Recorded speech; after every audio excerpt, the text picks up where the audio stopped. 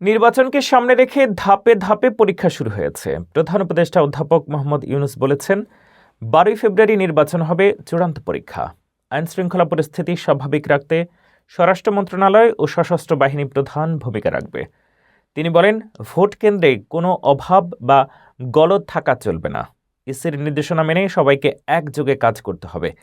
এবারের নির্বাচনে নিবন্ধিত 59টি রাজনৈতিক দলের মধ্যে 51টি দল অংশ নিচ্ছে। ইউরোপীয় ইউনিয়ন সহ ২৬ দেশের পর্যবেক্ষক উপস্থিত থাকবেন। সশস্ত্র বাহিনী ভোটকেন্দ্রে প্রয়োজনে প্রবেশ করতে পারবে।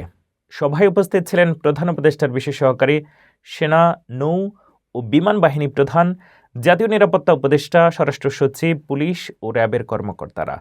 নিরাপত্তা ব্যবস্থা শক্তিশালী করা হয়েছে। লুটকৃত অস্ত্র এবং গোলাবারুদ উদ্ধার নিশ্চিত করতে সর্বোচ্চ মনোযোগী হতে হবে। নির্বাচন হবে সুষ্ঠু এবং অবাধ, যা ভবিষ্যতের জন্য আদর্শ তৈরি করবে।